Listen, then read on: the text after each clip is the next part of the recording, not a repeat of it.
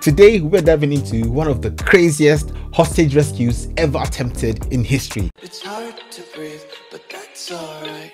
Yo, ladies and gentlemen, you know what time it is. It's your boy again, Shady, the one and the only. And today, guys, we're back again with another jaw-dropping moment in history. Today, we're diving into one of the craziest hostage rescues ever attempted in history. Operation ENTEBBE. ENTEBBE. However you pronounce it. So, an Israeli airplane was hijacked, hostages stranded in Uganda, and what happened next? Was it bravery or madness? Anyway, without further ado, guys, let's roll the tape, baby, and see how mind-blowing was this. Let's go. But make sure you subscribe and like, guys. Let's get this, let's go. This was a request from my Discord channel, reaction request. Bax123 said, watch about the ENTEBBE Operation Jonathan. Okay, let's go, man. So infographics, I just smash like. I'm gonna like this, I know. The date is June 27th, 1976, and an Air France Airbus is taking off from Athens, Greece, en route to Paris. Aboard the flight are 248 passengers. Most of them are Israelis, along with 12 aircrew. Amongst the passengers, however, are 2 Palestinian and 2 German terrorists. 2 Palestinian and 2 German terrorists. And shortly after takeoff, the 3 men and 1 woman reveal concealed weapons and threaten to murder passengers if the flight is not immediately diverted. The aircrew radios their situation to the ground authorities and changes heading for Benghazi, Libya, where the plane lands and is refueled. 7 hours later, the plane departs and finally lands in Entebbe Airport in Uganda. Outside the plane's windows, the hostages see scores of Ugandan troops and are briefly relieved, believing themselves about to be rescued. Yet, as the plane's doors open up, an Ugandan army colonel strides up the emergency stairs and shakes hands with one of the terrorists. Wait, the Ugandan forces were the accomplices? Okay, this is getting interesting. The Ugandans are not here to liberate the hostages. They're here to protect the terrorists. Soon after, one of the hijackers contacts international media with their demands. They want a ransom of $5 million for the release of the airplane, along with the release of 53 Palestinian and pro-Palestinian militants from prisons around the world. If their demands are not met, they will begin executing hostages on July 1st. Back in Israel, Prime Minister Yitzhak Rabin phoned U.S. President Gerald Ford, asking him to contact the Egyptian government and request their aid in negotiating with Ugandan President Idi Amin. Yo, these wars, the civilians have just been the ones suffering. The civilians have just been the ones suffering, intentionally being made collateral damage. How can this be justified?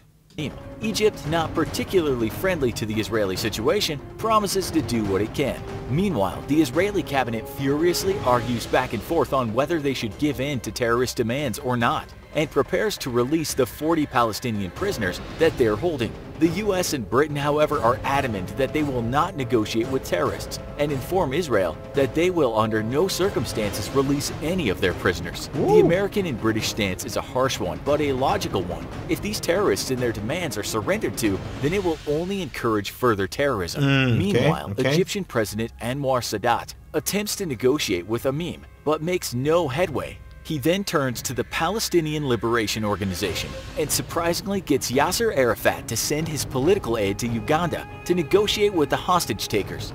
Yasser Arafat of the PLO actually agreed to support the Israelis. Are you serious? Okay, this one is beginning to take a twist. A very, very unexpected twist. I was expecting him to say, no. You guys are invaders, you guys are settlers, you guys are occupiers. I was expecting him to say, I'm not for you, I'm for them. But he's like, okay, let me see what I can do. But was he genuine though? He then turns to the Palestinian Liberation Organization and surprisingly gets Yasser Arafat to send his political aid to Uganda to negotiate with the hostage takers, though the hijackers refuse to see him. A political situation is quickly becoming untenable, but the Israeli government asks the hijackers for another week in order to buy themselves more time. President Amin, who has been in contact with an Israeli Defense Force officer whom he had a long personal history with, agrees to negotiate with the terrorists after he is told that Israel is preparing to release their prisoners. The hijackers released 48 non-Israeli hostages on the 30th of June, and after agreeing to a deadline extension, released. Why do they always take hostages that are not Israeli as well? I mean, if they want to take hostages from Israel, I'm sorry, Israelis, leave, third parties alone. Third parties are not involved in this. Just leave them out of it. Okay. The hijackers released 48 non-Israeli hostages on the 30th of June, and after agreeing to a deadline extension, release another 100 non-Israelis, all of which are flown to Paris. This leaves 84 Israeli hostages, 10 French hostages, and the aircrew of 12 who had refused to leave with the earlier released hostages. With their extra time, the Israeli government breaks into furious discussions on how to proceed, with many wanting to agree with the hijackers' demands in order to gain a release of the rest of the hostages. Yet others, mostly those from the intelligence and military community, refute the idea, warning that this will only encourage further terrorism. With the pressure mounting and the US, Britain, and now France adamant that they will not negotiate with terrorists, a final decision is made. There will be no negotiation. Instead, the Israeli Defense Forces will mount a rescue. Whoa, that puts the IDF in a very precarious position. Very, because here they are thinking of their citizens, thinking we need to protect our citizens. Because from what I've seen so far, Israel love every of their citizens. Each and every of the citizen. If you touch one Israeli citizen, you've touched the whole Israelis across the whole world. That's how much they value their people. They don't sacrifice their people. So they were not willing to let this go. They were contemplating. They might pay the ransom, or they might just, do something mad like they usually like to do. Okay, go to rescue their people. They like to do the impossible. Also, big up to the aircrew that refused to leave the hostages. Okay, they were willing to sacrifice their lives for people they are not related to. Wow. A final decision is made. There will be no negotiation. Instead, the Israeli Defense Forces will mount a rescue, leading to one of the most incredible military operations in history. With only a week left before the noon deadline of July 4th set by the hijackers, IDF commanders convene an emergency meeting to determine a strategy for the rescue. One idea is to have naval commandos airdropped into Lake Victoria, which borders the Entebbe International Airport where the hostages are kept. Dropped into the lake, the commandos would inflate rubber boats and ride them to the airport, where they would engage and kill the hijackers, and then hold their position and ask President Amin for safe passage home. The plan is almost immediately shot down. For one, the Israelis are told that the lake is infested with Nile crocodiles, and there are serious concerns about Ugandan President Amin's support for any rescue operation. Rather than allow the rescuers to fly home, he might order an attack on the Israeli forces instead, which would lead to a slaughter. The Israelis have two major problems to overcome in devising a realistic rescue attempt. First, they need more solid intelligence on the airport and its layout. And secondly, they must get the assistance of an East African nation for the raid, as the Israeli military lacks the capability to refuel 4 to 6 military aircraft so far away from Israeli airspace. Of course. The Americans have a huge airborne refueling fleet, but in order to get their tankers on station to support the Israelis, they too would need the permission of several African nations to fly through their airspace, and such a plan risks tipping off Amin to a pending rescue attempt. Crazy. Instead, the Jewish owner of a hotel chain in Kenya, along with other prominent members of the Jewish and Israeli community in that nation, all pressure Kenyan President Jomo Kenyatta to support the IDF raid, thus securing Kenyan permission for the IDF task force to cross into their airspace and refuel at what is today Jomo Kenyatta International Airport. So they had the help of Kenya. If Kenya hadn't come to the rescue, the whole mission would have been impossible. They would have had to abort it, and they would have been forced to pay that money, pay the ransom money, and also set free the prisoners. But they had a problem. They could only set free 40 prisoners. How about the other prisoners held in other countries? Oh, okay, let's go. Further, Kenyan Minister of Agriculture Bruce McKenzie persuades President Kenyatta to allow Mossad agents into the nation so they can collect information across the border in Uganda on the Entebbe airport. Within 24 hours, Israeli Mossad agents have crossed the border into Uganda, en route to scout out the airport and its defenses. Other Mossad agents, meanwhile, have flown to Paris, where they're conducting interviews with the released hostages. One of them, a French-Jewish passenger with a military background, has an extraordinary memory and is able to provide information not just on the airport, but on the hijackers and the number and types of weapons they carry. All this information is relayed back to the IDF, who have also contacted the Israeli construction company, which had actually built the exact terminal where the hostages are being kept years ago. Building a miniature replica of the terminal, the Israelis began to piece together where the hostages may be being kept and prepare their strike force. The plan is risky, but simple. 4 C-130s would take off from Israel and head to Uganda with a strike force of 100 commandos who would assault the airport terminal, secure the airport against any Ugandan military forces responding to the attack while the planes refueled, and then fly everyone home. The men are split into 3 elements. Ground command and control consists of a small group, including the ground commander, Brigadier General Dan Shomron, and support and communications personnel. The assault element consists of a 29-man assault force, led by Lieutenant Colonel Yonatan Netanyahu, and made up entirely of commandos from the Yonatan Netanyahu. Is that the brother of Bibi?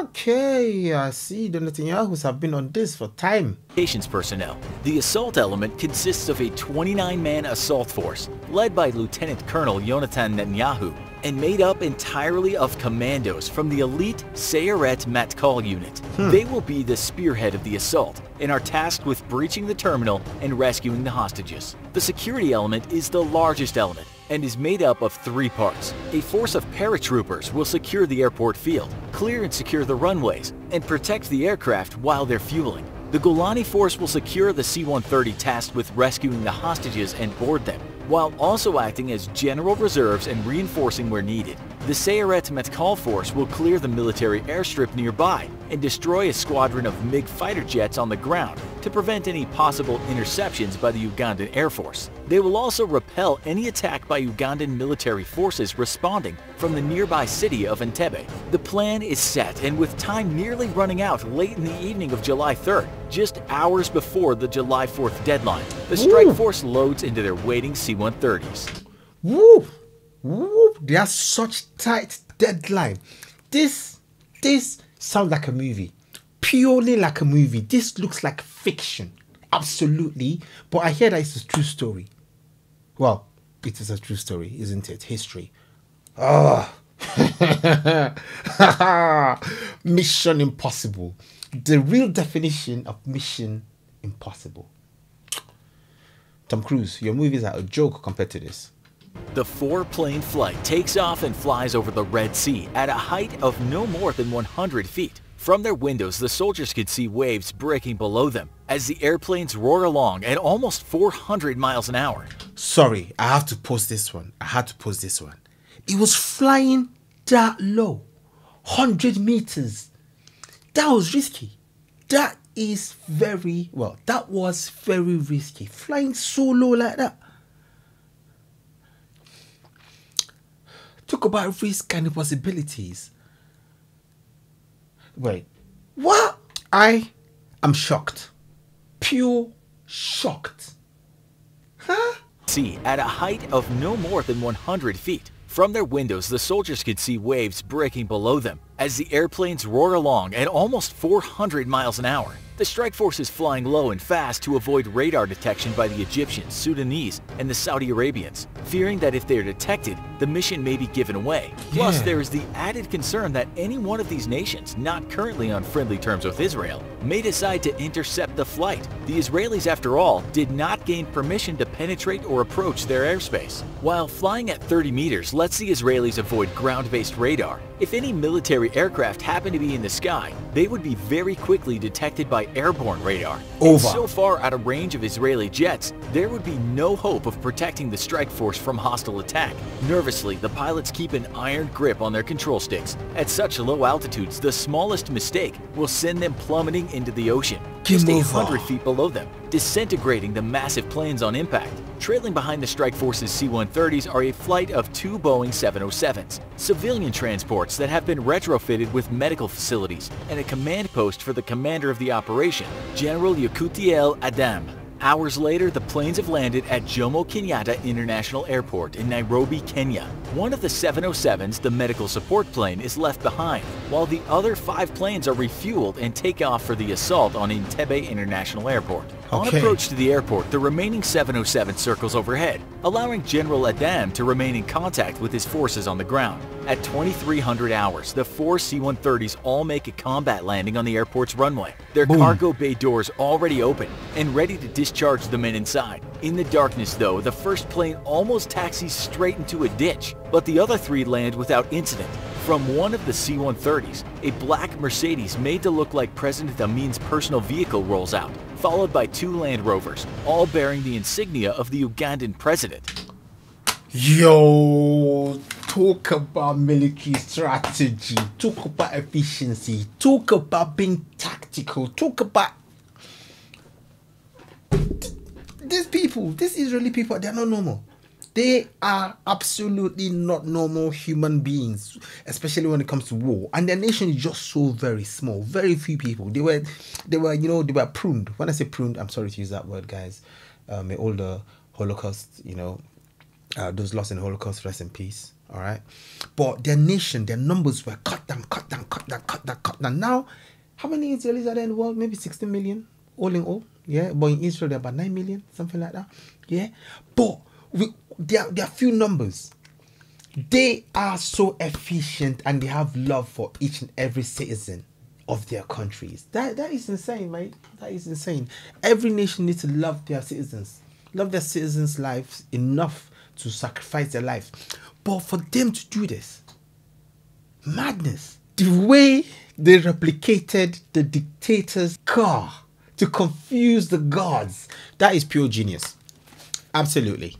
The C-130s, a black Mercedes made to look like President Amin's personal vehicle rolls out, followed by 2 Land Rovers, all bearing the insignia of the Ugandan president. Inside each vehicle are Israeli commandos, hoping to be able to roll past 2 known security checkpoints. However, as the vehicles approach, one of the sentries orders the cars to stop. He knows that Amin has recently purchased a white Mercedes and is suspicious. As the vehicle rolls to a stop, Lieutenant Colonel Netanyahu orders the commandos inside to shoot the sentries. The commandos fire 2 shots at the sentries using their silenced pistols and roll away. Yet as one of the Land Rovers approaches, they realize the sentries are still alive. Orders are clear. There can be no sentries left alive who may raise the alarm. The last Land Rover pulls to a halt, and an Israeli commando hops out, killing the 2 sentries. Upon hearing the gunshot from the commando's unsilenced rifle, the assault force fears that they've been given away, and the vehicles roar to the airport terminal at high speed.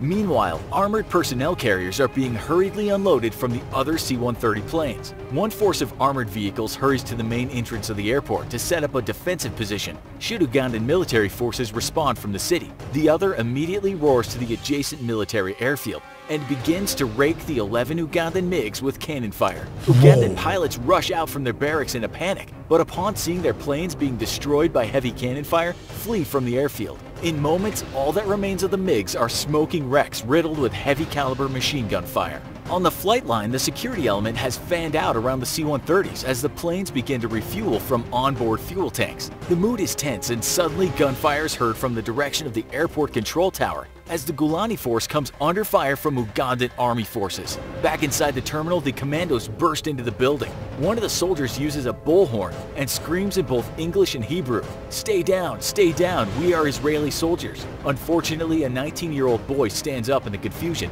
and is immediately cut down by the commandos.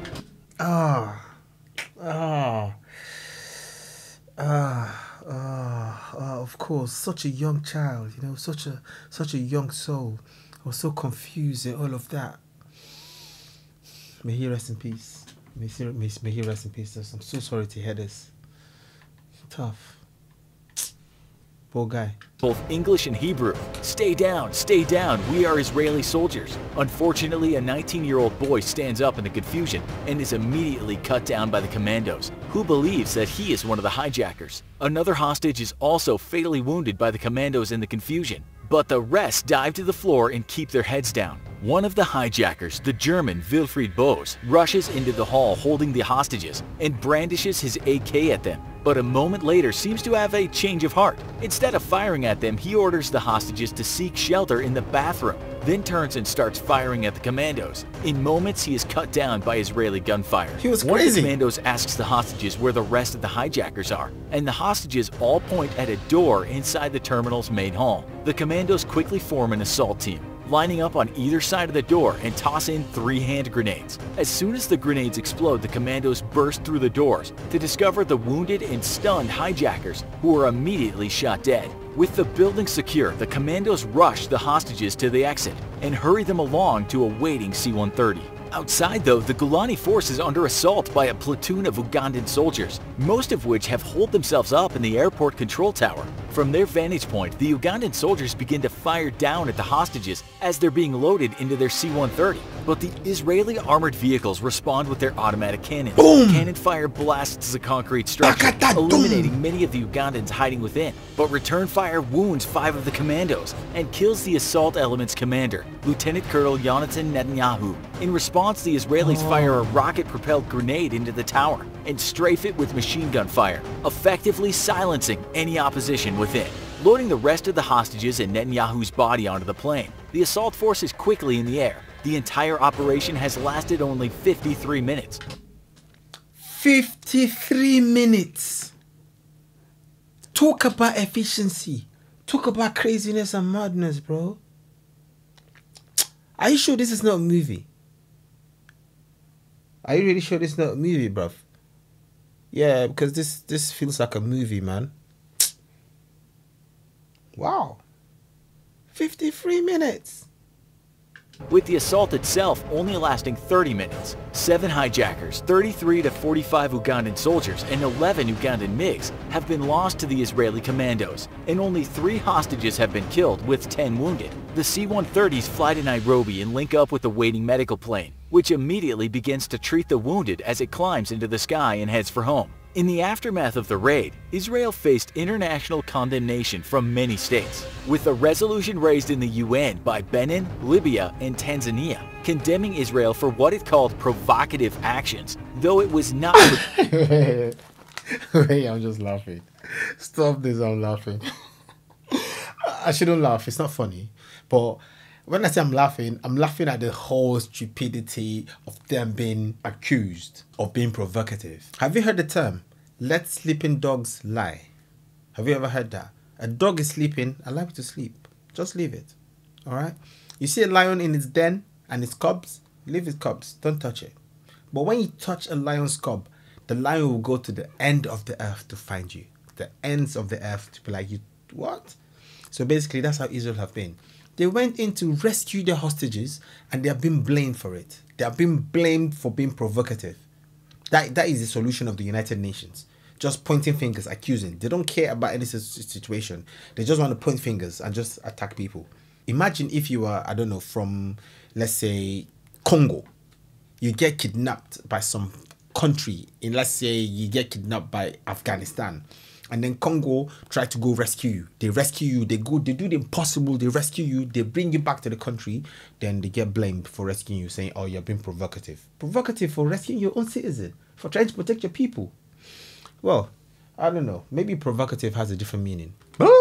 Okay. Sky and heads for home. In the aftermath of the raid, Israel faced international condemnation from many states, with a resolution raised in the UN by Benin, Libya, and Tanzania, condemning Israel for what it called provocative actions, though it was not put to a vote. The Ugandan and Israeli representatives were summoned before the UN Security Council after a complaint was filed by the chairman of the Organization of African Unity, charging Israel with an act of aggression. The Ugandan foreign minister claimed that the hostage situation was nearing a peaceful diplomatic resolution, while the Israeli ambassador charged Uganda with being fully complicit in the hijacking. In the end, a general resolution condemning international terrorism and calling for stronger civil air security without condemning Israel's actions was raised, but failed to pass in the General Assembly. Most Western nations would go on to praise the Israeli raid, with representatives of the UK and the USA congratulating Israel on an impossible operation. Uganda's President Tamim, however, was furious and threatened direct military action against Kenya for their support of the operation. In response, the US dispatched the supercarrier USS Ranger and... Wait, so it's okay for them to support the terrorists, but it's not okay for Kenya to support the other side, to support Israel? Well, I mean, all these political things about wars and fightings, like, it's so confusing. It doesn't make sense to me, to be honest.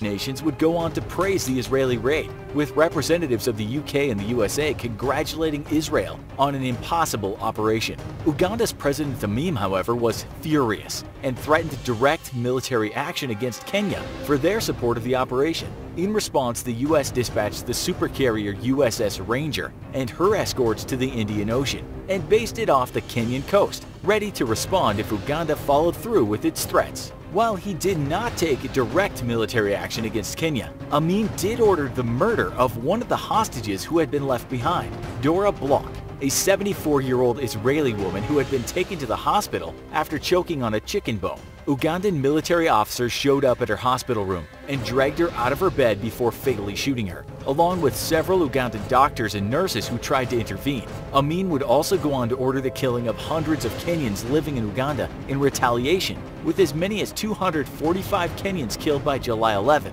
and 3,000 fleeing the nation as refugees. Was the decision to use military force the right call for Israel, or should diplomacy have been tried to the end? Should terrorists be negotiated with? Let us know in the comments. And as always, if you enjoyed this video, don't forget to like, share, and subscribe for more great content. Yo, I am in shock. No, this is really painful. Like, civilians, innocent people that had nothing to do with it were killed. Like, they had zero, they were not complicit at all. They had nothing to do with the whole raid, but they were just killed by association. Just for being Kenyan, they were killed. And then a 94-year-old woman too was killed just for being a hostage. This world is so evil and full of sadness. How we human beings don't value lives. We don't value other human beings. We can sort out our issues by dialogue, by talking, by just sitting down, being human beings and understanding each other's differences. But when we talk and then we can't sort it out, then you have a war. They're like, yeah, at least they tried to talk. They couldn't talk and sort it out. So they had a scuffle. Okay, may the strongest one win. All right. But we need to give peace a chance first. Okay. This one, to be honest, this one sounds like a movie. Sounded completely, it's like I was just watching a show. I was like, oh my God, this story, wow, what a myth. But no, man, it's not a myth. Not a myth. This impossible rescue, this impossible operation was real. This is insane. How Israel just think the unthinkable. Okay, may rest in peace to the hostages. Okay, so rest in peace to those that were lost. It was a really tough one. But it was like Israel had no choice because they didn't want to negotiate with the terrorists. But mate, the way they carried this one out, to me, it seemed like pure madness. Also, rest in peace to Netanyahu. Mate, this was pure next level. Operation Entebbe wasn't just a rescue mission, it was a statement, a very bold statement. Let me know what you'll have done if you're one of those hostages, or better yet, one of the elite rescue team. Drop your thoughts in the comment section, hit like, smash subscribe, and guys, let's get talking. Love, peace out to you. Love to every nation. I pray for peace in the whole world, peace in the Middle East, peace in Africa, peace in the UK, peace in Russia, peace in Ukraine, peace in China, peace in everywhere. Guys, I love you. Peace out. Oh, I love you more than words can say. You are me. Oh, you are the light that shine in my way. You are me. Oh.